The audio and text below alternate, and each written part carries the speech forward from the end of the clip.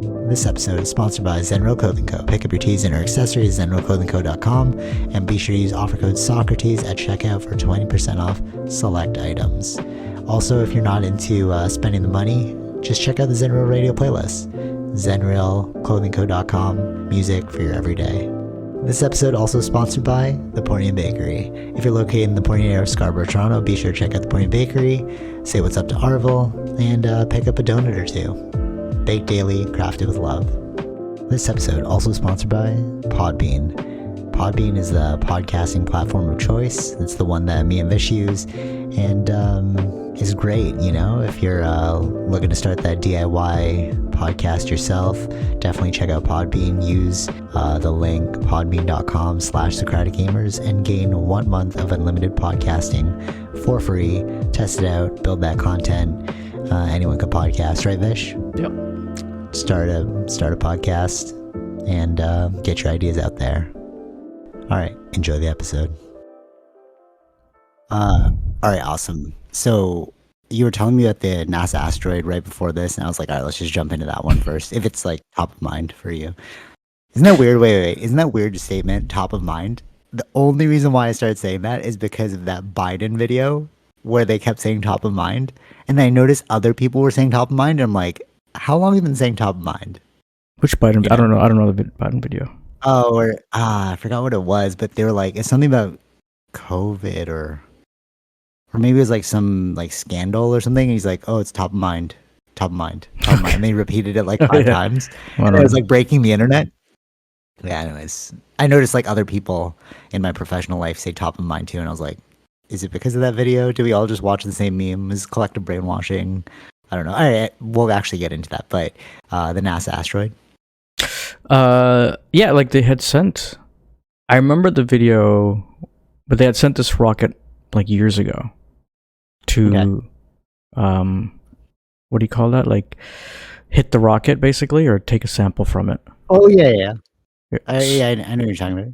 Yeah. So, well, that satellite or whatever that spacecraft came back to Earth just like last week. So now they have to test it because this is, I think, an asteroid that is like a size of a city or something like that, or a size of maybe not a city, but like something big. Wait, did you see that? Do you see that other one where it's like the asteroid in 2187 or something is going to hit Earth, or like come really close to hitting Earth? And then they're like all worried about that. But I'm like, that's a 2187 problem, bro. That's not our problem. Yeah, I'm not sure if this is the same asteroid. That's what I was wondering. Okay. No. I don't think it's that one. I think we just discovered this one. But I remember they were testing the ability to offset asteroids through rockets. Mm-hmm. Do you remember that? Where it's like, yeah. All right. So if anyone doesn't know, but they're basically, if you can hit an asteroid, because there's nothing in space, there's no like atmosphere. So if you can just like offset it by like 2 degrees, then it'll like completely miss course with Earth. Yeah. So this is not what you're talking about, or this is what you're talking about? I think it's similar. Supposed to be one of them. I'm not too sure. Okay. Because there's so many of those news, right? So I don't know. But like basically, it's one of the first times we got material back from an asteroid.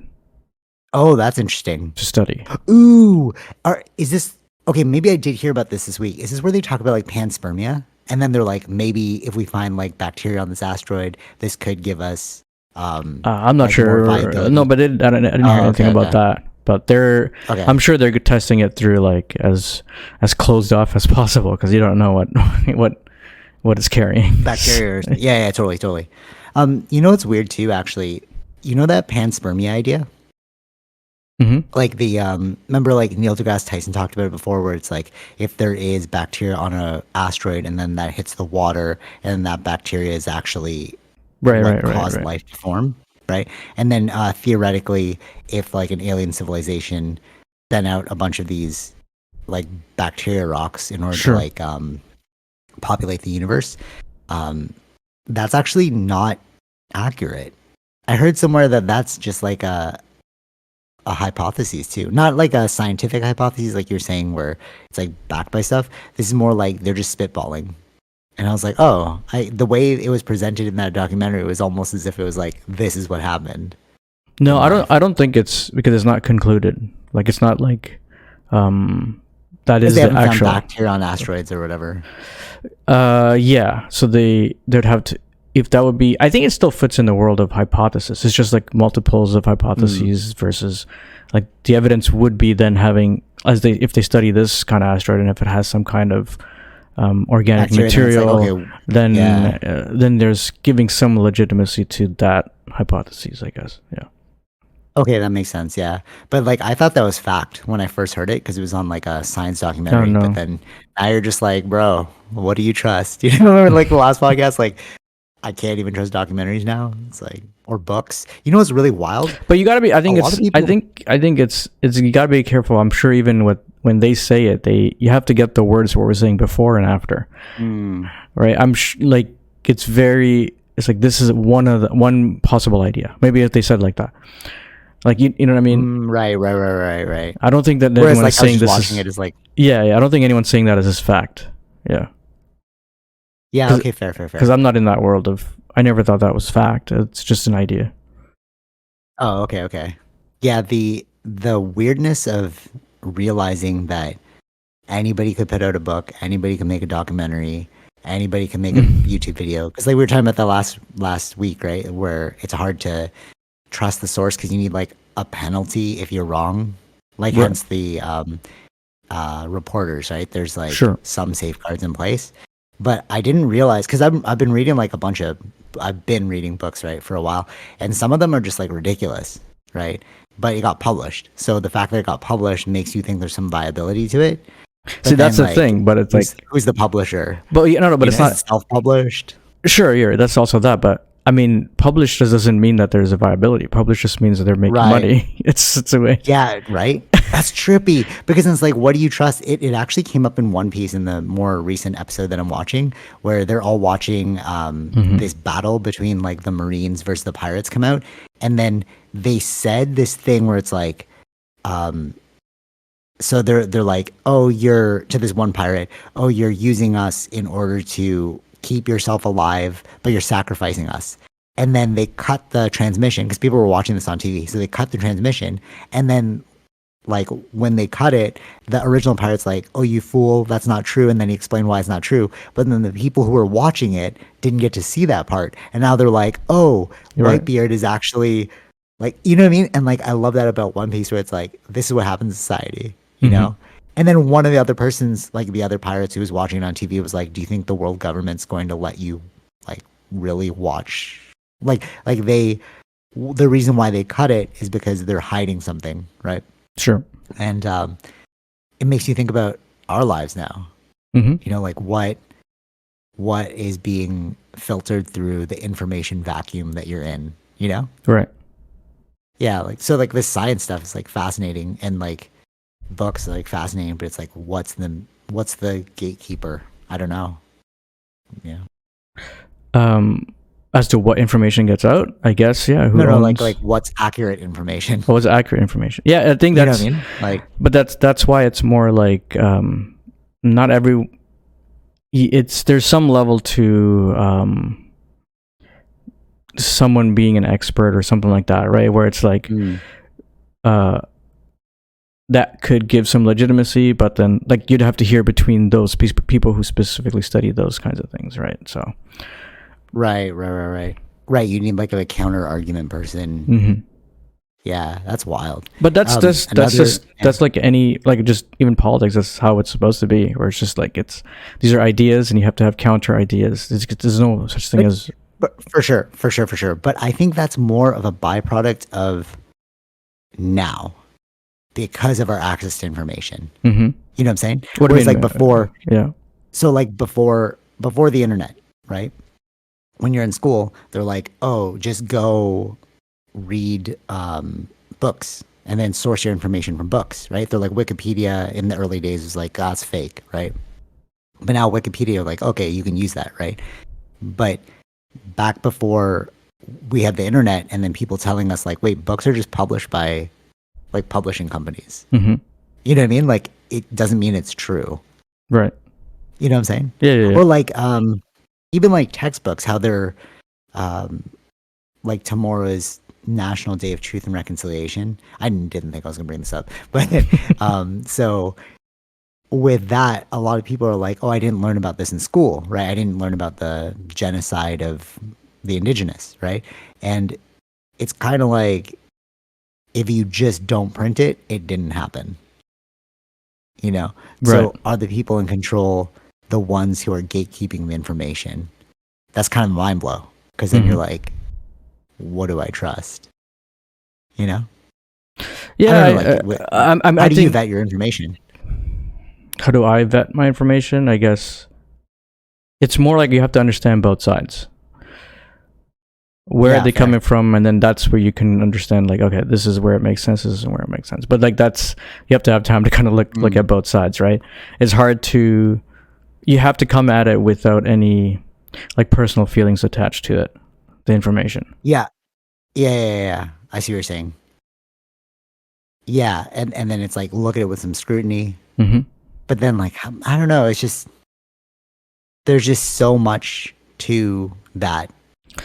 Like, it depends on the facts we talk about, right? So like, that's what I'm saying. There are certain like, I mean, like, there's a problem more now also because it's certain stories will get more pushed because it just creates more attention. That's what I mean. Right? Yeah, right? Totally. But then like how they write about that, but again, it's like reading the headlines versus reading the actual information too, right? It's like, that's another thing. Yeah, no, for sure. Yeah. Actually, this is interesting because, well, for multiple reasons, but yesterday Tara was telling me about Taylor Swift, right? And she's like, "Oh my God, this person's like amazing. She's like basically ruling the world. She increased the GDP of USA, blah blah blah." And I was like, I don't know anything about this. Like, I don't, like, I get you're like super into this, but I barely listen to her music. I only listen to it if you're putting it on. Right. You know what I'm saying? And then she was like, "Oh, our feeds are totally different," you know? And it's like, of course, because the algorithm, right? But then when you look at the popularity of Taylor Swift, okay, when she was telling me that, I'm like, yeah, but it's run by a machine. The only reason why Taylor Swift is famous is because of the music marketing machine, right? And then she's like, well, what about the independent artists like Macklemore? I'm like, yeah, where's Macklemore now? You know what I mean? When you're with a label, you get the benefits of a label, but you also have the pitfalls, right? But I don't think there is some truth to that once they've got their name out there, though, right? Like once you're fighting other labels, let's say, also, right? Mm-hmm. Yeah. So the label will help to a certain extent, but I think the music or the artist won't go that far if they're not really as into it. So like, she's going to be that famous, but what about the other labels other people that were under that label that they pushed but didn't happen? Right. No, for sure. But what it is like, it's not your artistry, right? It's the machine behind you. That's what I'm trying to say. It's like, you can be the best singer in the world. Like Taylor Swift's like, yeah, her songs are good, but it's like, if she made those amazing songs, but there's no vehicle to get them out there, who's going to listen? Like, sure. Yeah, that's what I'm saying. There's a level of help with them. No, I'm not saying there's no help with them. There's help with them, but she would have to be also good, is what I'm saying. No, for sure. Yeah, of course. Right. But it's like movies. It's like movies, right? Because you kind of bank on one, and you're like, okay, am I gonna get a return on this? Mm-hmm. You know, I was listening to the Game talk about this, and he was saying like, why wasn't he at the Super Bowl halftime show with all the other artists that supported Dre, right? And he was saying that the reason why they chose Kendrick Lamar over the Game, because the Game is like a strong part of Dr. Dre, right? Like Dr. Dre brought him up and became famous, right? But he was saying that Kendrick Lamar, even though he's not directly signed under Dre, right? Because he's with like Top Dog Entertainment, they put him on because he's safe, right? He's a safe rapper. And I was like, yeah, that is the Game. You're like, if we put the Game on there, that's funny, the game. But if we put the Game on the Super Bowl, people are like, ew, like, why are you, there's so much negativity to his backstory. Mm-hmm. So we're mitigating risk. Sure. You know what I'm saying? Yeah. And it's like with Taylor Swift, sure, her music's good, whatever, but they're like, we can push you further because of your like holistic picture. You know what I'm saying? Like, you're a safe bet. You're like this white girl who came out of like humble beginnings. You're just, you know what I mean? It's like, it's the American dream. We're selling you the American dream through Taylor Swift. Do you know what I'm saying? Yeah. Okay. Whereas like other artists, you know, are really good, but we don't have anything to sell you on. We can't push you to the masses. And well, I feel like that's why Taylor Swift's but there's so many, because there's so many other things involved in it too, right? Advertising and things like that. Of course, you want to be, you want to extend your reach to more people than to a few people. Right, totally. And if you are only marketing to your fan base, like Macklemore, because Tara's like, oh, Macklemore's still touring and stuff. I'm like, yeah, because like, well, one, artists mostly make their money off tour, but two, his fan base isn't going to grow. Like, it'll grow a little, but if you started placing him places through the marketing machine, then other people will know about him. And my anecdotal example is Vince Staples. I had no idea who Vince Staples was, okay, until I heard the Black Panther trailer. And I was like, what song is this?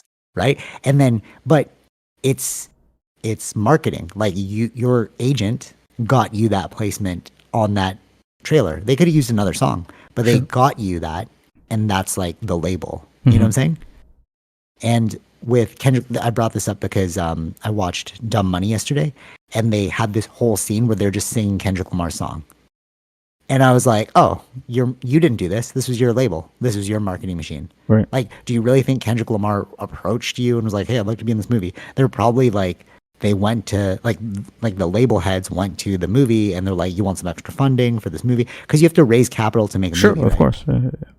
Right? So like, okay, if we buy you in at this, and then we can advertise Kendrick Lamar's song, more people are going to listen to Kendrick Lamar. You know what I'm saying? It's like there's this whole machine behind people, and I don't think that when we see popularity, we don't think about the machine. We just think like, if I'm just really good at making music, I will be number one. You know what I'm saying? Yeah, it's a whole package. Yeah. Yeah, totally. And another thing that is related to this is Taylor Swift is dating this new football player or something. I don't really know. Tara's like telling me yesterday. Okay. He's like this like sports person, right? Sure. And then she's like, you know, they started commenting on his page saying like, oh, if it wasn't for Taylor or something like that, like Taylor boosted you in popularity, right? But all the guys who are into sports were like, no, he's a very famous football player, right?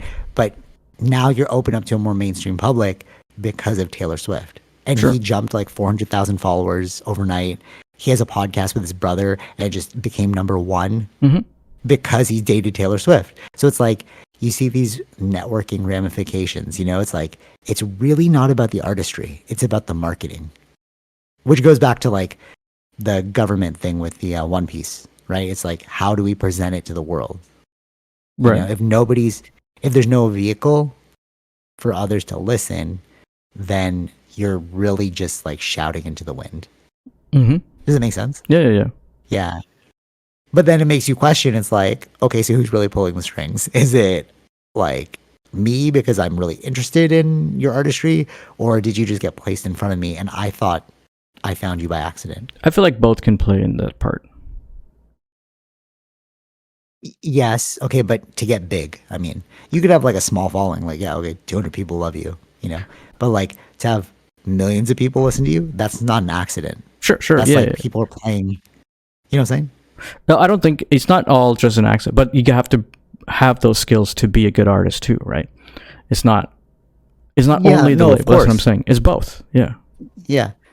Yeah, for sure. But no, okay, but which is the defining? Like there's probably like this too. It's like you may, I know there's like artists that would have probably certain skills in a certain type of song, but if you really want to get heard, then you need to sing more like these types of songs. Oh, this is a great example. Right? Actually, Vince Staples, I love him as a musician, not just because of his music, but his like mindset. So he realized, Vince Staples, he didn't grow up wanting to be a rapper. He just hung around rappers, Mac Miller, and Mac Miller literally taught him how to rhyme. right? He's like, this is the cadence, this is when you come in, blah, blah, blah, right? And he educated him. Vince Staples just wanted to work at FedEx because he had no high education. He's just like, let me just get any job, get a salary. So during the rise of Vince Staples, he was playing these festivals. And then he realized, oh, there's no rappers on these festivals, but the festivals, like these EDM festivals, pay lots of money. Yeah. So what he did was his album Big Fish Theory, he literally created this. He like admits it. He created it using techno beats because he knew that he could get in as the only rapper to these EDM festivals. Right. And he made bank. So it's like what you're saying, you know? It's like you kind of have to play the game. Yeah. Exactly. Yeah. You have to understand where you can also get your name out there too, right? In certain ways that are popular at the time, right? Once EDM became big, but it's like, how do I get into this world? There's just old school rap ain't gonna work, right? Yeah, for sure. And the only person that I can see not doing that is Kendrick Lamar, and that's why I love him as a rapper, because he is so good lyrically that the only reason why he's big is because of the cosign of other rappers. Other rappers like Eminem, Dr. Dre, The Game, 50 Cent, they're all like, Kendrick's the best. Like, lyrically, Kendrick is the best. Right. So other people are gonna, like, from those fan bases are like, who's Kendrick Lamar? Right. You know what I'm saying? Yeah. And that's why for him, it's like, he can wait 7 years to put out an album and we'll like listen to it. And he doesn't care about following a trend. He just cares about creating like an artful masterpiece. Right. You see what I'm saying? Yeah. But like, you're just lucky because you got a cosign, bro.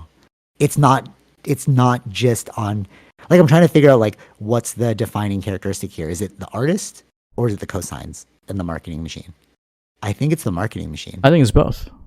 I think it's both. No, but how can it be both? Because if the artist doesn't have the skills, it doesn't matter. Okay, Tekashi 6ix9ine, he blew up, and so okay, you can blow up but then fizzle out. So Tekashi 6, you know the guy with like 6ix9ine yeah. So so he was just like, he was just making music that was like popular. And then he exploded online, so then a record label signed him. But then he fizzled out because it's like, yeah, your artistry wasn't there. You know what I'm saying? And like, I feel like, yes, in the beginning, it can raise you to a level, your artistry. Sorry. Actually, no, I get what you're saying. It's like, it'll always come down to the musician. Yeah. How much you're going to put into this thing, right? It's both, is what I'm saying. They will, of course, help push your name to get out there. But if you're not consistent, you're just going to fizzle out. With your quality. Yeah. Yeah. Okay. Fair. I see why you said both now. Okay. So if it's the marketing machine, it'll rise and fall quickly. Oh, yeah, it can. Like, yes. Tekashi 6ix9ine, right? But if you're just a musician alone, then it's hard to get your name out there without a help. Yeah. Of course. Oh, that's so interesting. It's interesting because I was thinking of it like binary, you know, like that's how a reductionist approach, like which is the defining thing, right? And you're like both. And I'm like, it can't be both but it is both because like that's what duality is usually, like Taoism. It is both all the time, right? Just one or the other is just like interplaying. But isn't that interesting the way my mind worked? It was like which most people's minds works, right? It's like, let's just figure out what the one thing is. Like maybe it's not one thing. But then we forget, right? Like that's what I'm saying. It's like, what were the other artists at the time when Taylor Swift was coming up that they were also putting money into, but it didn't go as well, right? You probably get a name out there, but then she continued on because she was consistent with quality. Yeah. The two kept working together. Exactly. Yeah. So that's why it seems like it's only like, oh, they only focused on her, but it's not. I don't think that's true. Oh, interesting. Okay, yeah, I'll give you that one. That's actually a really fair point. Yeah. I love that. It's like I came to this thing with like one idea, and then like through this, I just shifted my perspective. I was like, yeah, actually, this is a solid argument. It would be both. It's sort of like time, when people talk about beginning and ends, and then they're saying now one of the theories of like the universe being created is, you remember like the Big Crunch, Big Bang, Big Crunch? Do you remember that one? Yeah. There was no start. There's no start and end to the universe. It's Right, just it's like just- when it hits the size of the pin, the gravity is too tight. Just It explodes explode. again. And then it hits a point of like maximum expansion, and then it retracts all the way to the head of the pin again. So we think that time is start and stop, right? Our minds only think start and stop. Yeah. But it's like we can't comprehend no beginning, no end. That's right. Right. Just like the duality thing. That's why I was like, no, it can't be both. It has to be one or the other. Like both. I'm like, oh yeah, okay. When you think about it, it's like, yeah, that is actually both. Yeah. Anyways, that was good. That was good. That was a good Socratic thought process there. Okay, let's move on to, I guess it's related. Tupac's killer found. Do you see anything about that? Just saw like a. Like they found the guy, right? Yeah, that's what they said. Yeah, they've charged the guy Wild. that's connected to Tupac Shakur's killer. So these people did not give up. You will never run away. Actually, Wob, he's funny, and he's like, and I was like, you never escape, right? And he's like, OJ did. I'm like, okay, fair. But he didn't escape. He just is just not guilty, bro. It's not guilty. Yeah, that's not like necessarily escape. He was there in the court, but they did the prosecution fumbled it. No pun intended. Yeah, true. Okay, fair. Yeah. That is wild because I watched so many documentaries. People were talking about Tupac's killer, and I was like, "Oh, we found him." Wasn't there supposed to be a movie or something to come out? I don't know if that's. No, that's Bob Marley. No, I know. I thought there was before a movie, but maybe it got canceled. I don't know. Yeah. Oh, okay. Well, I mean, now that we figured out, people are rushing to make this. Probably, yeah, and see who this guy was. How was he connected? Yeah. But it'd be crazy if like there was this movie, this mockumentary. Oh, I forgot what it's called, but I brought it up before in the past. It's like the unsolved mystery of like Biggie and Tupac, and then they showed that like they kind of alleged that it was Puff Daddy who put the hit out, but he said it in a way that was like, oh, I would pay anybody this amount of money, and then somebody just ran with it. I think we talked about it a few podcasts ago. Yeah. And this could be what happened. You know what I mean? They found this like 60-year-old mob person who killed Tupac, and then they go down the history and it's like, hey man, I heard him, and I was like trying to cash in on this money. Right. You know what I mean? It could actually end up being that way. We don't know how it's going to play out. Like who orchestrated this hit? Like, yeah, you killed him, but who told you to go kill him? You know what I'm saying? Yeah, we'll see. I think more information of the charge. Well, the charge is there, but what was the evidence to get him the charge? Will probably come out.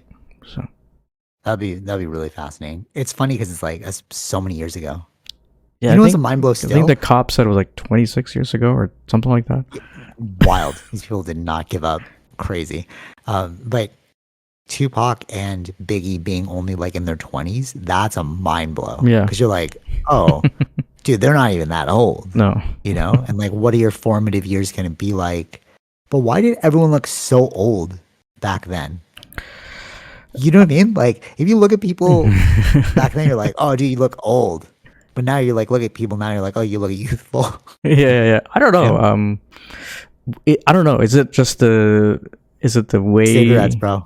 Smoking. Probably probably those things are just like just the grain of the videos just make them look older too. I don't know. Fair. Yeah. It was like HD. You're like, oh, do you have no wrinkles? Yeah. That was like the fear of it when it was changing to HD. It's like, oh, they're gonna see all my stuff, right? Yeah. All True. Yeah. They remind me of Babylon the movie when they went from like silent pictures to talkies, and then they had to figure out a way to film it, because if any sound got there. Do you see Babylon yet? I still didn't finish it. Oh, okay. You have no idea what I'm talking about. No, but I know what you're talking about because I've studied these things when I was in film studies. Just like the world of like getting the audio into the movies, right? which is a and then like with the HD thing, it's like, okay, we just need different forms of makeup. Remember when it was like turned to 4K, and then certain movies you could tell like, oh, that's a plastic rock, and I couldn't even watch like movies in IMAX. I figured, like, oh, it's not right. Yeah, I figured out what. It's not that the quality of the movie; it was just the frame rate of the movie. So that's what made it look like it was like styrofoam. Versus, so it wasn't really. Oh, so it wasn't really. It was just like the. It's just the frame rate of the movie. Yeah, it's too clean. The movements were too clean. That's what made it seem like not real. Yeah, sort of like the speed on my iPhone. Remember, I had to like text you like, dude, how do I slow this down? Because it's like the refresh rate's too good. Yeah. Okay. Fair. Okay. Speaking of space, any update on like the Indian rocket that landed on the moon, or the what are they doing up there? Studying the moon. This is the only one. Yeah, it's not the only one. Take the samples, bring it back. Or I don't think they're bringing it back. I think it's testing the things that are there. I think there was supposed to be frozen liquid in one of those craters. So no, and they found it.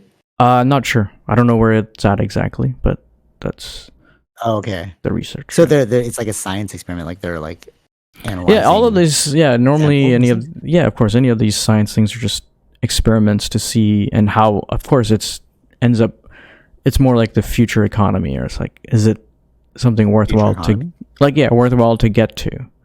And I see what you're saying. You get what I'm saying? Yeah. Like building stuff from it or mining from it. Like that's what. Yeah, is there resources to extract? Yes, that's always what these researchers about. Right. That would be so trippy. Like they were talking about how the only way there's all right. So within the periodic table, right, you can affect it on Earth, but there's a specific limit to it because of gravity. Okay. So what they're suggesting is like, what if we start running experiments in space where there's zero gravity? We can harness like different materials right out of it. But what I was thinking about was actually that's related to aliens. So the element 1, 3, 5, I don't remember. There's like an element that, oh man, it's getting slip on. It's on the tip of my tongue. There's like this element that supposedly powers these spaceships, and what they're saying is that it can't be created here because of our gravity level. So what if we like made it in space, right? Sure. So then I extrapolated that. I was like, well, what other things could you make in space, right? It would be so gnarly if in the future you get like space stations that are like creating things in 0G and then sending it back to here. Right. You know, we have like not just like a world production line like factories, but we have factories in space. That'd be so crazy. You know, like Elon Musk is orchestrating that with his like reverse engineering rocket where they can land again. Right. Okay. You know, and then like that'll be like those sci-fi movies, man. We're like quickly moving towards that reality. Right. You know? Yeah. Speaking of, well, okay, I don't know which way I want to take this. Either we go the Indian one, or we go the virtual reality. What do you want to talk about first? It doesn't matter. You choose one. All right, let's go. Let's go to the Indian one. Okay, sure. Because I'm looking at you right here. All right. So speaking of Indian space, did you see that thing? It sounds like bro. I don't know what's going on. Where they're like, the Indian government was like, Justin Trudeau was high on cocaine when he was at the G summit, and then his plane was full of cocaine, and then Justin Trudeau's like, my plane wasn't full of cocaine. I'm like, what are you guys saying right now? Like, is it just slander? You know what I mean? Like, you have two peacekeepers fighting, so you get the ugliest kind of fight. It's like, you were high on cocaine. Like, what? Yeah. But you saw that, right? I was wild. I'm like, I can't believe we're talking about this right now. But like, you know, maybe you were high on cocaine. Who knows?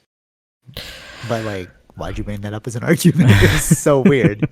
No, like, no, yeah. When I saw my feet, I'm like, what are you guys saying? Yeah, what I thought was, I was like, I don't know. These kinds of arguments just seems like it seems like petty or something, right? Yeah, but then it seems like you're backed in a corner. That means that they do have some evidence on you. That's what it feels like to me. Oh, I didn't even look at it from that perspective. Yeah, you're right. Yeah, that's true. like the Indian government, like the Canadian government does have something, so they're just trying something to like, legitimate, yeah. Yeah. Fair. Or it's like what other? Yeah, also, it's also like what other? What can you say to really attack? But there is other That's what I legitimate mean. things that they could have used. But I don't. I feel like this was I don't know who it was who said it, and it's like what even? It's no, almost like a low blow or like a, you know, what I mean? Not like more a like low a blow, desperate but like move. Seems like more of a desperate move than yeah, anything else. yeah. And that's why I was like, what are we saying right now? Yeah, but I wonder how big it really was. Like, it is big in the sense because the cocaine. Yeah, but I mean, like, how? I don't know. No, come on, you really no, thought no. Oh, no. I'm talking about the actual. Because he said cocaine, it became such a bigger news when it's like probably I don't know like what news outlet this guy was on to say it. No, totally, for sure. Like let's bait and switch him. Is that what you mean? No, it's just like wait, no. Like I don't know who this person was in the government, right? Like who is he to just say these things? First of all, but also like what outlet was he on? Just like some small news outlet, but because it's. Oh, here's a way to get more attention. This guy said cocaine. Yeah, I see what I'm saying. Yeah, I see what you're saying. Like it got to that level. It got so big that Trudeau has to reply back to this, which is unfounded. Yeah. Right. But which kid? Actually, you're right. I don't even know the news source, but it would be pretty crazy if it was like they're just on a podcast and then one dude's like, "Yeah, he was high on cocaine," and then they just like ran with it. You know, the media outlets. They're like, "Oh, we can explode this." Yeah, true. That was a weird one for me. But anyways, so Meta. So speaking of future, you saw I sent you the Meta thing. Oh yeah. Mark Zuckerberg with Lex Friedman. That is, if you don't know what we're talking about, either Google it or just like check out my recent post. I reposted it, but it's pretty impressive. So basically you put on the glasses and I don't even know how it takes a 3D image of your face, but it creates a virtual you that looks almost identical to the real you. Yeah, I think that it would have to scan you first to get that. It just doesn't go from wearing the thing. I'm sure. With the glasses, right? Yeah. There's like a setup process. I'm sure there is. Like even with the Apple one, so which was in some level rudimentary in a way because you're supposed to scan your face to get that facial image for your FaceTime. So I wonder if it's that thing, but just at a much more bigger like level of like getting every single thing. Totally. Yeah. Yeah, totally. And it's interesting with that. Did you listen to the podcast or did they explain like how it was done or no? Because I'm just guessing. No, I didn't have time yet. No, I just watched I saw that clip and then he posted the full interview, so you can watch. So maybe they'll explain it in the interview because I wonder. True, yeah. I'm like backlogged with a bunch of stuff I'm trying to watch, so I haven't had time to watch that one yet. But yeah, that's pretty crazy because it's like we don't even need to be in the same room now. Like actually, you know. And then Mark Zuckerberg in that video too was like, "Oh, you're too close to my face," so he could push you away. You know. Yeah. But then my thought was like, can I pull you closer? So it's like, I think that I'm moving away from you, but you're actually pulling me closer to you. So you're like really up in my face. I wonder if you can have two different viewpoints then. Like for me, it would be farther, but you could be closer. Like it's just digital space. But that's weird. Yeah, but I totally. But like, it reminds me of my like Zoom meetings. I don't use Zoom, but like Google Meets. And it's basically Zoom. But when I'm in those things, I like actually put the laptop as far back as possible, like so I can extend my arms all the way to like type still. But like I don't really like it when it's right up in your face. Sure. Like everyone in the meeting, like their cameras are right up in your face. And like, right? And you're like, oh dude, I can see your pores, bro. Like, you know what I mean? It's like kind of creepy. But I feel like with this virtual Meta thing, I can't just push the laptop back. It's like I'll think I'm pushing the laptop back, but really, if you want to examine every inch of my face, you can, you know? And that's kind of creepy to me because it's like, I don't know what you're seeing. Yeah. Yeah. That was the first thing I thought of. Like, that's the introvert in me being like, how do I make this more distant? Well, so it depends on what level of scan you do on your thing, I guess. True. I'm sure. Move, so it's like a blurry scan. I wonder if there could be like, I still want a meter distance from this person, or like get like those kinds of guys. Set the parameters or something. Yeah, totally. Yeah. Because that's weird to think that somebody's like right up in your face, like looking at you. It's creepy. Yeah. Sure. But okay, if we move down this rabbit hole, okay, you know the word singularity? Mm-hmm. Like you've heard it, Yeah, right? yeah, yeah. So I thought singularity meant like an event, like what do you call this? Like the Big Bang was a singularity. I thought it was like a momentous event. Okay. Mm-hmm. But then I Googled it because it came up in one of these movies. It's like, oh, we're hitting the singularity. I'm like, what singularity? And it just means point of no return. So singularity literally means like there's a point and you can't turn back from that. Right. So that's why they say like when you're in a black hole, you hit the singularity because there's a point where you just can't escape the black hole, right? And usually singularity is referred to space. So I thought it was a space term, but it's not. But so I wonder if we're hitting a technological singularity or we've already hit it. Maybe it was the internet, but there's like a point of no return that I see now where it's like when I saw that It's the level of internet. detail. Yeah. Yeah, it's the internet, right? It's like the singularity, eh? Yeah. Because like everything sprung from it, like the like AI, all that. Do you see that thing with ChatGPT? It can like see and hear now. Creepy. Like you can like send it a video. You could send it a video and be like, "What's this?" And it will like examine what you're doing. Mm-hmm. You know, like what you've sent it. Right. Which is kind of creepy. Yeah. But so with this meta thing, we talked about it during COVID. You know, everyone's like, oh, like the digital world is gonna be like, you know, pretty amazing. But it's like with that video, I'm seeing it more fast than ever. I think that's why, because the videos he was showing before were like, do you remember like from Nintendo Wii? Like that's how it looked. Like people looked like that. Totally. You're like, oh, okay, cool. You're just like some pixelated thing or like some polygon. Right. So like this makes more sense to where it should be. Yeah. But it's creepy because you're like, bro, I can just go into this world. And if you add haptics to that, like haptics, if you don't know, it's like basically physical sensors that touch you. So like, there is some already that are there, but yeah, smaller companies that do that. Yeah. But now imagine a big company like Meta, like seeing that virtual reality thing. Like if you can commercialize this, if you can make it like accessible to the regular person, I don't even know how you'd not jump in. Mm-hmm. Like imagine people who... No, we're headed in that direction. We're headed in that direction, I think. Like right? if this becomes as clear it is right now, I think, and what Apple was showing, and I think we're headed in that direction. Right? And like what's crazy is if you can't afford something. So remember, like, I don't know, like 2 podcasts ago, it was like, you're not ugly, you're just broke. Mm-hmm.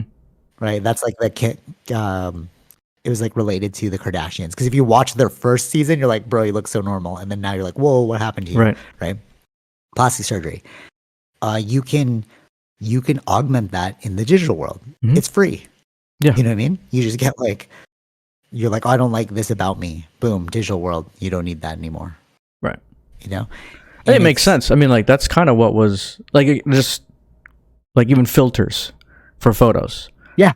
That's a simple thing, right? Now you're going to wear the glasses. Is AR world, you can make it as crazy as you want it. Or as, you know, that's, you're adjusting your world now using the technology. Yeah. It's the same kind of thing. From a business perspective, I could see, like, we are all making fun of Meta. After I saw this, I was like, okay, I see the case. Like, this is impressive, you know? If you can commercialize it, if you can make it, like, readily available for the everyman or the every person, you just, boom, that's your money right there. Mm-hmm. We're all jumping in. Like, I don't even see, like, why would we could literally have this podcast sitting in the room together, but we're not sitting in the room. Yeah. And then other people who are, like, interested in listening to the podcast, they can watch us in this room. They could like sit, it could like literally be a circle, and then we're all just talking together. True. Yeah. You know what I mean? Mm-hmm. And I heard about this too. There was like I forgot who it was.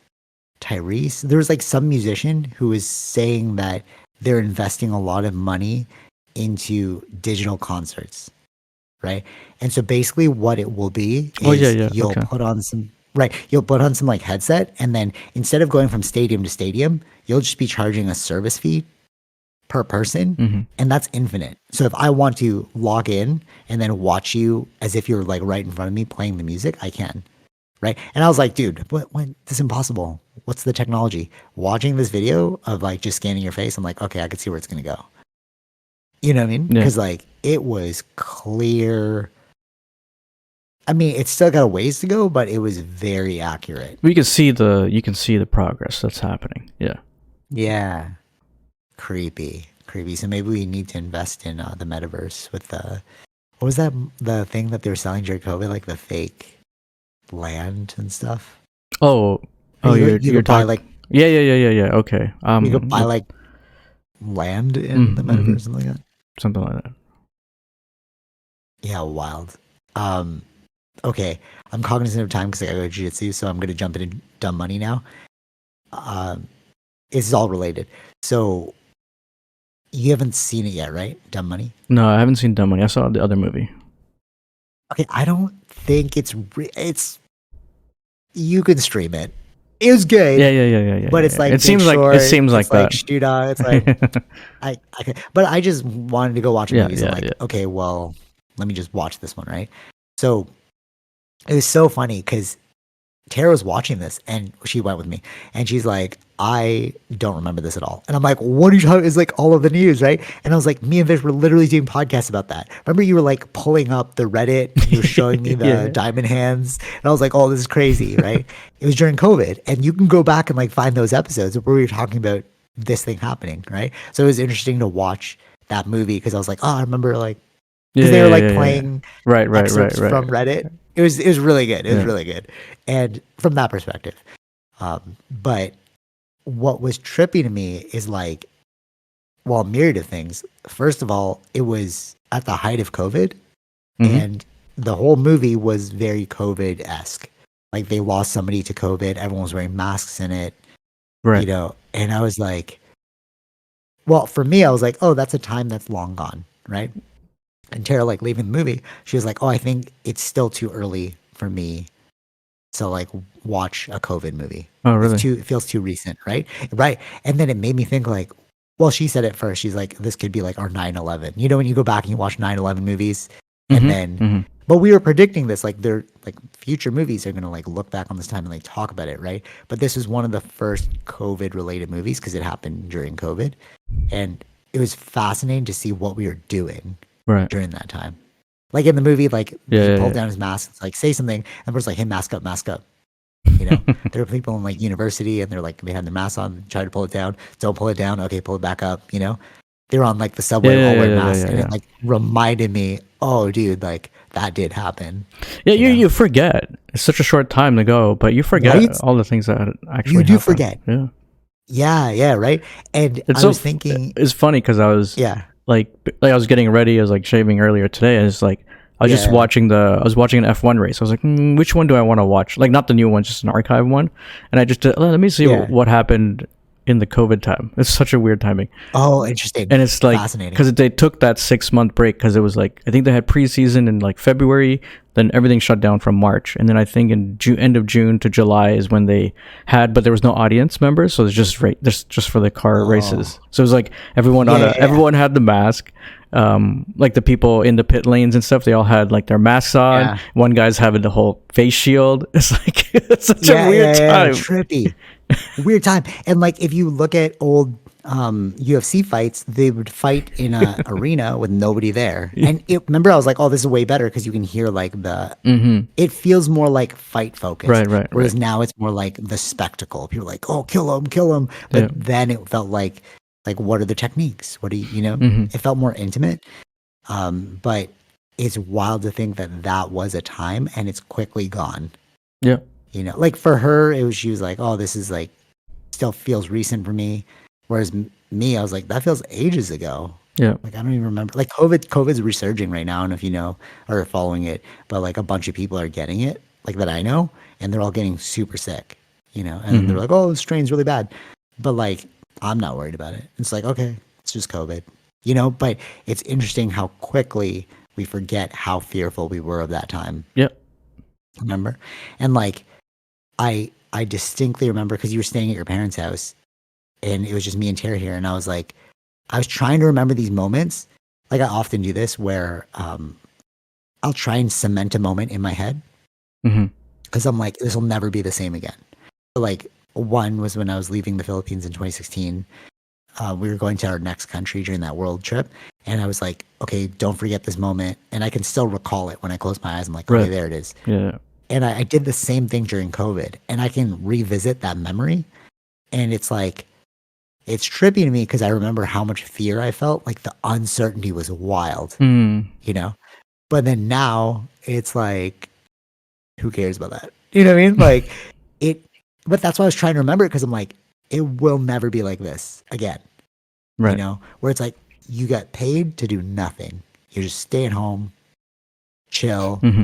You're doing a service to the world by just hanging out, And they brought that up in the movie too, where like there was like essential service workers, and I remember GameStop was right. GameStop was considered an essential service because it sold computer equipment, and that's how they were able to stay open, because people needed computer equipment. And yeah, it made me think like of all the things that happened during COVID, and how when people have time on their hands, we just don't even know what to do, bro. Like this whole diamond hands thing, like people were just getting checks, right, of money, and then like, okay, so I'll just invest it in, GameStop because this thing seems funny, or like NFTs, which went down now, like shocker that it went from like such a high amount of money to now basically zero. Everyone who invests in NFTs, their things are worthless. But we could have told you that if you just know like how like screenshots work. Sure. You know what I mean? Yeah. Wait, like who cares about the originality of it? Yeah. And then remember Bitcoin? Yeah, I was gonna say that, yeah. Right. So that was another one. And then it's funny though, because like you and I were not into NFTs or Bitcoin. Never have been. Listen to all podcasts. Like, yeah. You can search them up. We are not into that. And Tara's like, oh, how did you like? She's like trying to say I was like cocky about it. Like, how'd you know? And I'm like, oh, well, no, high business people knew. Like Warren Buffett, that video, I tried to post it. I did post it. And I was like, this guy was telling me that like it's obvious that this is not going to work, right? Yeah. And then she's like, oh, so only you guys and Warren Buffett knew? I'm like, no, we're just the only ones that are like not being sucked into this thing. It's just like the NFT thing, because she was like, oh, NFTs are dumb because you take a screenshot. I'm like, yeah, so if you understand how money works, then it's just like the screenshot idea. You know how a screenshot works, right? So you realize how dumb an NFT is. But so I think you realize how money works. Yeah, I think we knew a little bit more because I think from a gaming world, you kind of understand digital currencies and stuff like that. It's like it's backed by nothing. Yeah. Right. That was the main part of the argument, right? Because like everyone was all into Bitcoin, and now it's like it's slowly fizzling out again, And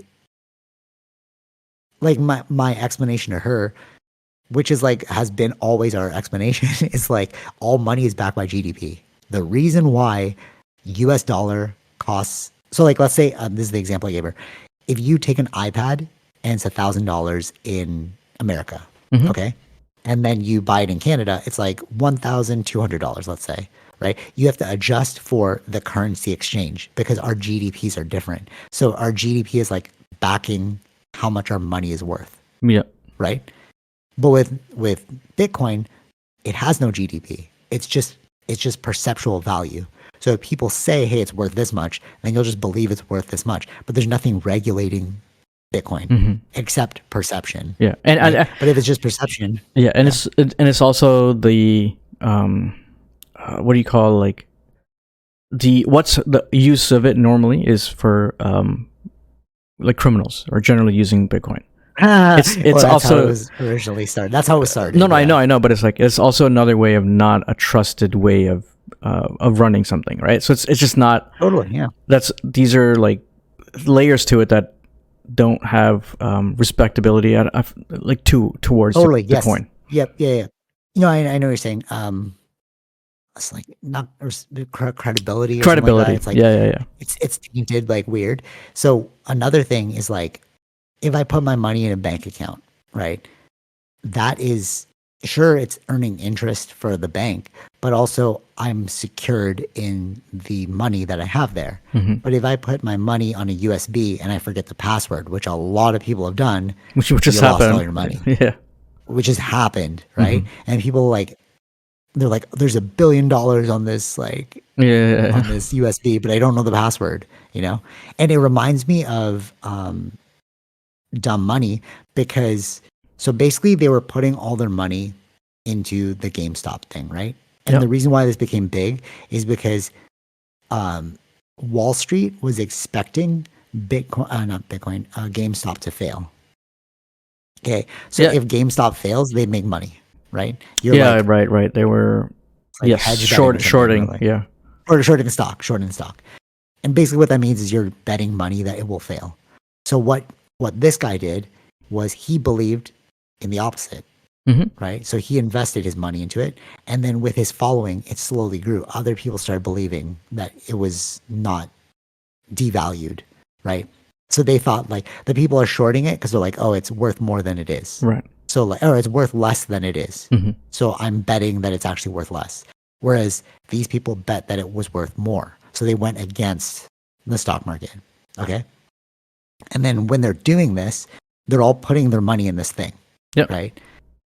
The real money into this thing. Stock. Yeah. To make more money. Mm-hmm. Stock, right? To make more money. And then in that, the people who are shorting the stock were losing billions every day. Sure. Okay. So, no, this is in the movie. This is what happened. So, like, they were losing billions every day. So, what happened was the owner of the investment firm who was like shorting the stock, he was down like $7 billion, something like that. So, his firm had to declare bankruptcy. But what he did was he got his other billionaire friends to buy in. So they each put in money, and then that kept his stock going so that he can keep shorting the stock. So everyone thought like, okay, if you fail, you know, then we'll make all our money back. But they wouldn't allow his firm to fail because he got a bailout. Not a bailout from the government, but bailout from his friends. Sure. Right? Do you see what I'm saying? So it's like if I have a business, I'm like, dude, it's going under. They're just gonna borrow some money. It's the exact same thing, right?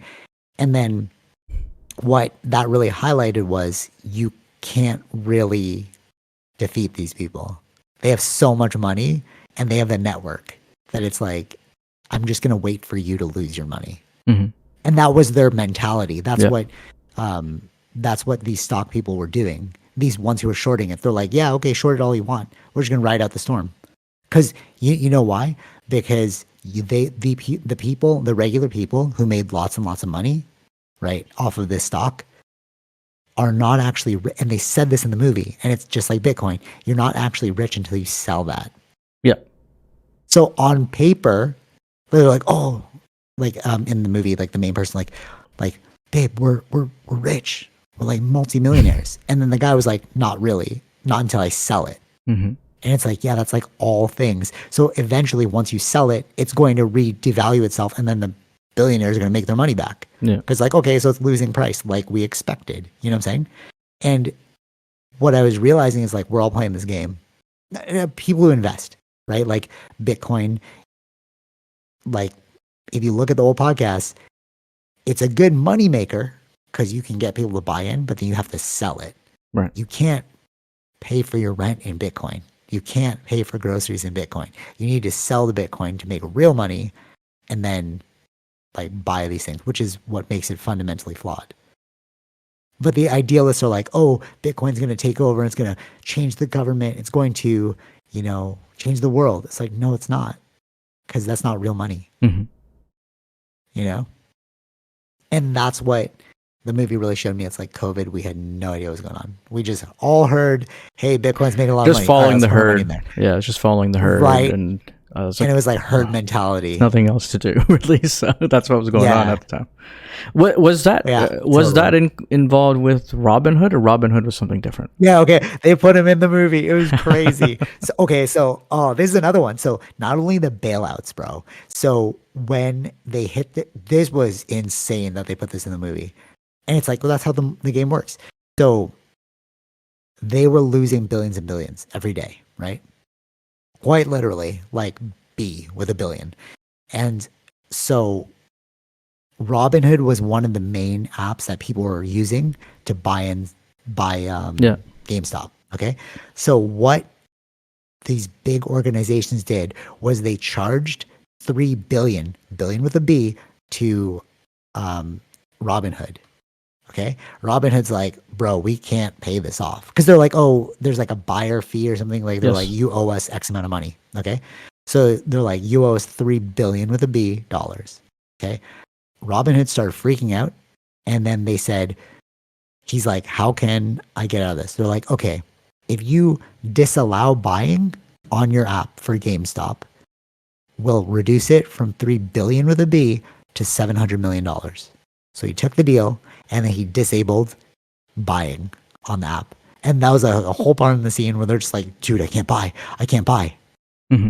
Right? So if you're working against this machine, what are you going to do? You know what I'm saying? Like, it's rigged. Like, these people will not let that happen again. Right. Right? They like realized what was going on. And that was like a trip, because who has the power now? You know? Mm-hmm. Is it us? Can we really make a difference? They just disabled the buying button. Right. Well, I wonder how much what was true and stuff like that too. Because I know that I remember at the time, but I don't remember the full story. We probably talked about it too at the time too, about Robinhood and what was causing the thing too. Because there was a lot of discussion about it. So I wonder, I don't remember, I have to recall to go back to like how much of these things are, of course, in a movie, right? Like there is things to embellish for the story, but some things probably are true too, right? So that's one thing that we got to remember. I think the events are true though. I think like how it led up might be like kind of iffy, but they did disable. Well, I mean, theoretically, I don't remember that far back, but it was a pivotal point in the movie. If they straight up lied about disabling the buying button, it's like this movie's totally fake. No, that's not fake. But the reasoning behind it. What was the reasoning behind it and stuff like that? Totally. Right. But they alleged to this deal, right? And then what was crazy too is like because there was like, I know, like, see, this is how it works in America, but like there are some apps, like when you're buying, you're putting in a certain money. It's like how, like, if you can right away transact buying stock without actually sending money yet. Like, is that that the delay that they don't have the $3 billion? That the call? Oh, maybe that's what it was, because everyone started calling, so they didn't have money, so they used this call function. Yeah, maybe so I think maybe that's what it was. I don't remember exactly, but it was like they're buying the stock, but they don't have the money to buy the stock. That makes sense, because there was a scene there where this, like, one of these people was buying more stock, and she's like, you don't have the money for this, and he's like, no, I'm just calling it. I'm using the call function or something. Maybe that's what you're talking about. It's like you're borrowing the money without actually having the money yet. Having the money. Yeah. And maybe that's why it reached like $3 billion.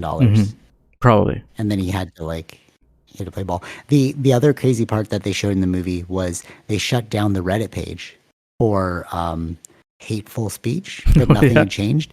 But the Reddit page was how they were finding out from the guy what was the next move, because everyone would only sell if this guy was going to sell. Right. Okay. So they were waiting to see what he was doing, but they were using the Reddit page to like talk to each other. Yeah. So the Reddit shut down the page, but it seemed like a coordinated attack to make them less communicative to one another, which is trippy. And then you're like, bro, what's going on? Like, we think that this world is, this ties into the UFO thing. It's like, we think that this world is fair, but it's rigged. And I'm not a conspiracy theorist for saying that. Like, it is. We've seen it so many times. It's like the big players will get their way. COVID shots. I don't want to get the COVID shot. You can't travel unless you get the COVID shot. All right, you're twisting my arm. It's like they won't make you do it overtly because that's illegal, but they'll twist your arm. You owe us $3 billion. Oh, we'll reduce it to 700 if you disable the call function or the buy function. Yeah, which he did, and then it couldn't go any lower. But okay, so the moral of the story of the final thing was that because you kind of thought like, okay, you can't beat these businesses, you can't straight up. But what they did was a lot of them just sold half of what they had. So the main guy, he became a multimillionaire. He's still holding on. Okay. And there are certain people that didn't sell. They're still holding on. And the moral of this story, allegedly, is that hedge funds are more reluctant to short stocks now because they're like, this could happen again. There you go. But, right? Theoretically. But if we look at like the becoming rich, how did they become rich? They sold their stock. Right. You need, like, this is all fake money until it becomes real money. Investing. Yeah. Bitcoin, fake money until it becomes real money.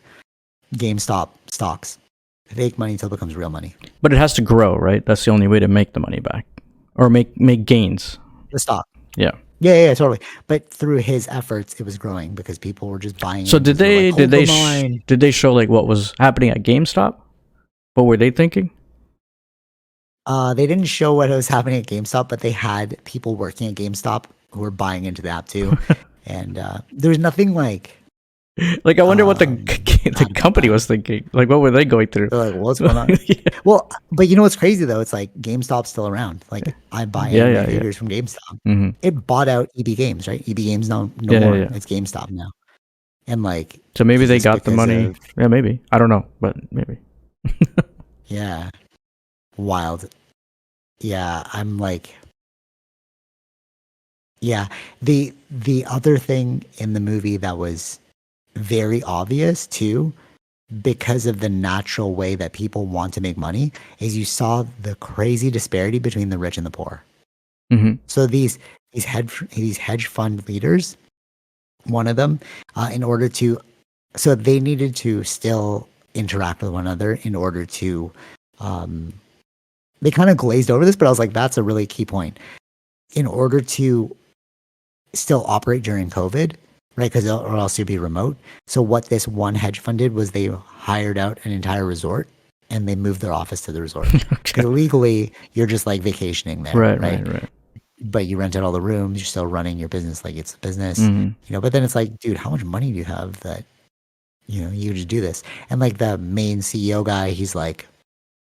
But I think one thing you have to remember is like, even though they're hedge funds, they have portfolios of like across the board of different things. Yeah, right. Totally. It's not just your pension; it's your company's retirement savings things. Like it's all a part of that, right? It's not like just totally.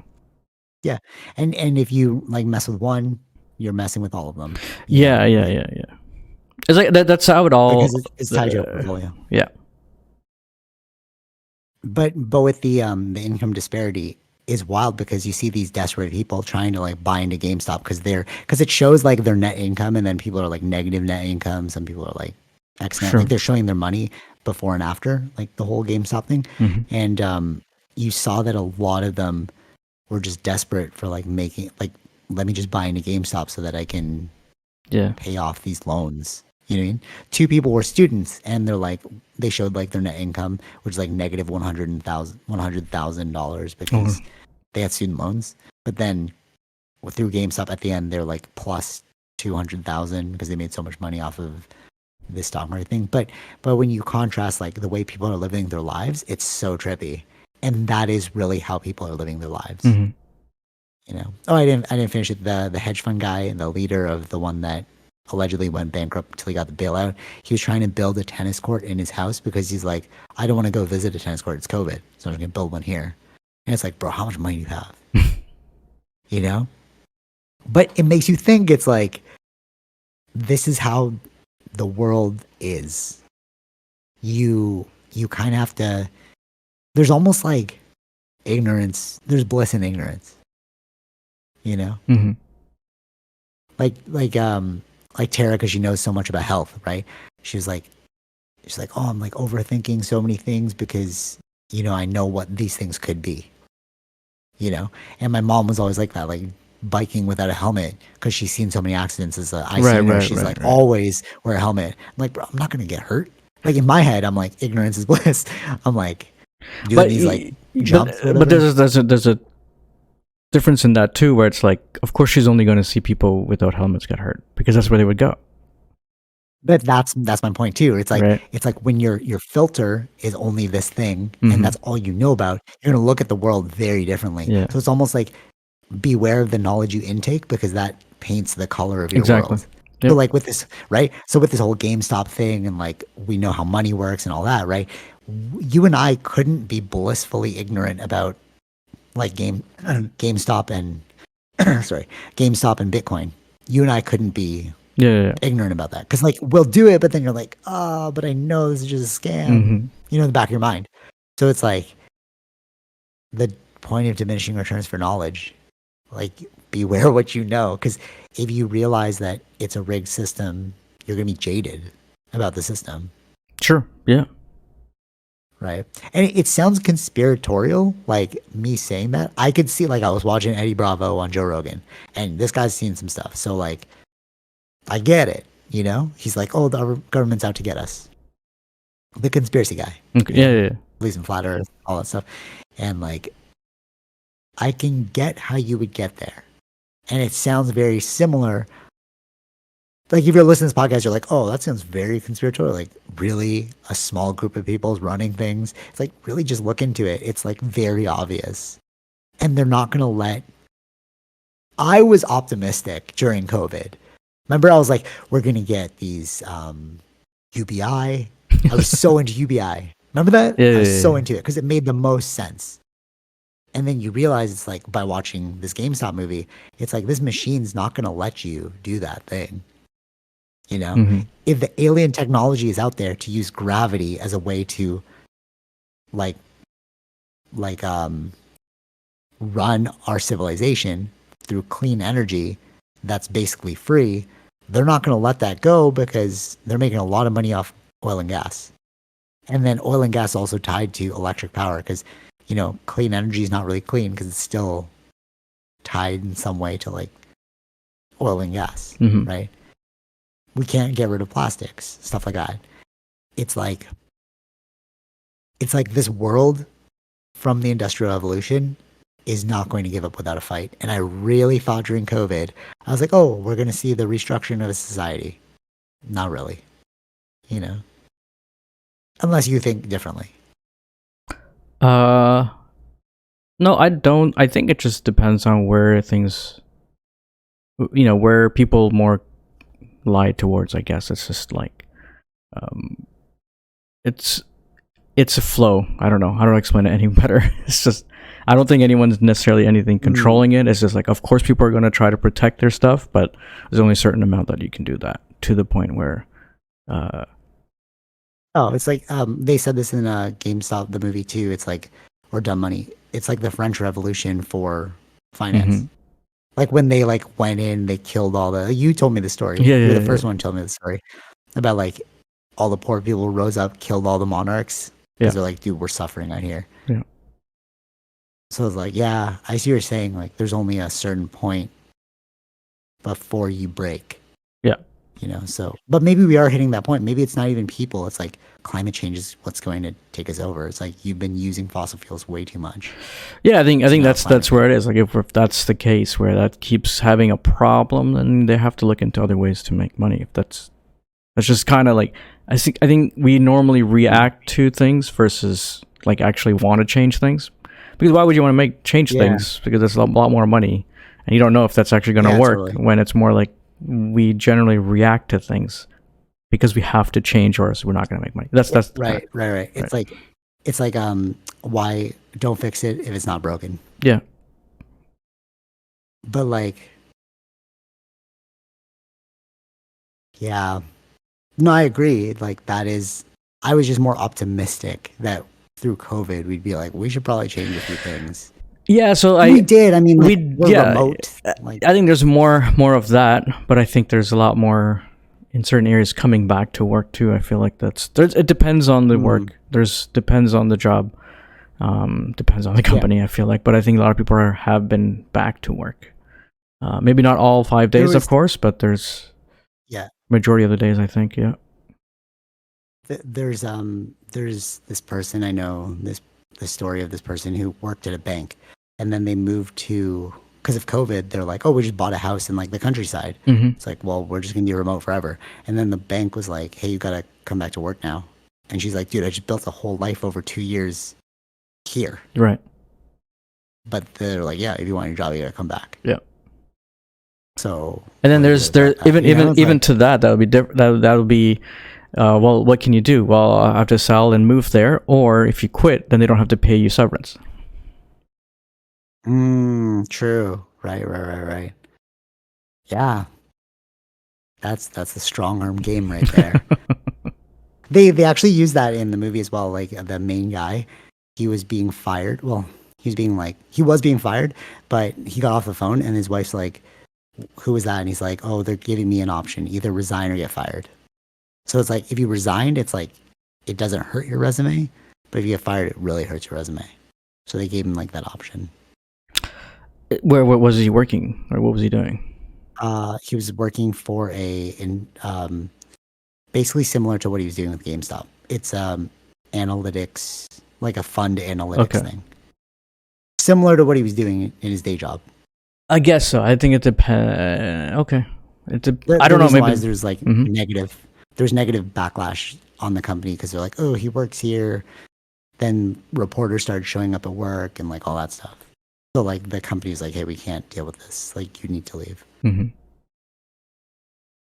See, it's like, it reminds me of that thing where it's like, your company, don't kill yourself for a company that will replace you in 2 weeks after you're dead, if not the same. Yeah, I've heard that. Yeah, Johnny died. Oh no! All right, get the job application portal ready, because it's like that's what it is. It's like of course other people are depending on this thing, and it's like, it sounds callous, but like, what are you gonna do? Like, if you're like the head of your department where you work, right? If they died, and then they're like, oh, now we have to dissolve the rest of the company because they died. It's like, no, we need to keep these other people employed, so we're just gonna hire instantly. It sounds callous, but it's like, that's really what. But I don't know if it's necessarily. Yeah, it may sound callous, but also you're also protecting other people's jobs, right? So I don't think it's fully 100% callous in that sense. And people don't realize that, right? That's where that quote came from, right? Sure. The don't kill yourself for a job. And it's funny because like that's more of like a internet thing that went around. You would never have heard that in like the 90s when our parents had jobs. Like, no, like if you said that, they'd be like mind blown. Like, what are you saying? But now we could see so many instances of that happening. You know, people get fired, you hire right away. Yeah. Anyways, any last things before I jump off? Because I gotta head jiu-jitsu. Any last things? No, I don't think. Do you think we're? Oh, I saw The Creator though. FYI. Oh, dude, no, we'll talk about it next week. I'm watching that on Tuesday. Yeah, that's a part of the singularity too. It's like no point of no return. Like, what are we gonna do? Or unless it's not. Don't spoil it, bro. Don't spoil it. I'm very excited for that movie. Is it good? Tell me it's good at least. Is it good? It was good. It was good. I mean, it was. Damn, it wasn't good. No. Yeah. It was good. I know your reaction, it's not bro. Bad. It's not bad. I didn't. This guy. It was all right. That means it's trash, not. Bro. No. It's not like I've not seen something like this before. That's what I'm saying. Okay. Like the story wise. As a story, was it good? As a story. Was it a good movie? Like. Yeah, it's watched. Like, oh man. Yeah. Okay, cool. Well, I'm gonna see it Tuesday, and then we can talk about it next week. Yeah. Do you? I mean, it's good in what they're saying, but yeah. You hate J.D. Washington, eh? No, I don't. You don't like him. No. He does the same kind of movies, though. It's kind of interesting. He does. He does. I noticed that he's like Mr. Woke. You know, he does like Tenet. Does like Yeah. Or you mean he's acting the same in every movie? No, like the character that he is. The style. Oh, he's the protagonist. He's Tenet. Yeah, it's kind of just like his dad, bro. I don't want to say it too much because it kind of gives it away in the beginning, but it's like no. It's just like working as not like a cop, but like that kind of person or something. So. Oh, an agent. An agent. Yeah. It's always his role, it seems like. Hey, man. His dad made a whole career off that. He was always the policeman that was like the... Mm-hmm. Yeah. What were you saying? No, it's good. It's good. I liked it. Okay. Cool. I'm excited to see that one. I've been waiting ever since you showed it to me. I was like, oh, this is gonna be really good. There's a lot of movies that are coming out in October too that look like the Leo movie with the indigenous wife. Yeah, I think that's Netflix or Apple TV. I think Apple TV. Yeah. Oh, it was in the movie theater as a poster. Yeah, well, they're gonna probably have a limited release because, again, if you need to get into what do you call that? The one in France, Cannes Film Festival, or other film festivals, you need to have at least a theater release. So that's the reason why they have to do that. But they'll do it for a little bit small amount of time, and it'll be on the hustle. Yeah, there's the hustle, bro. Like there was one on TIFF. There was a movie in TIFF, but it's a Netflix movie. I think it's out as of yesterday on Netflix. Oh, okay. Yeah, see, like these goes back to Taylor Swift again. It's like the machine. You figure out how the machine works, and then you become hella jaded. Well, I guess it depends, like, because that's how the Cannes Film Festival works. They want people to go to theaters. That's whoever's connected to that, right? But like even like, I was going to talk about like the writer's strike too. That was concluded in the United States. Oh, really? Oh, okay, cool. All right, you want to just sum it up really quick?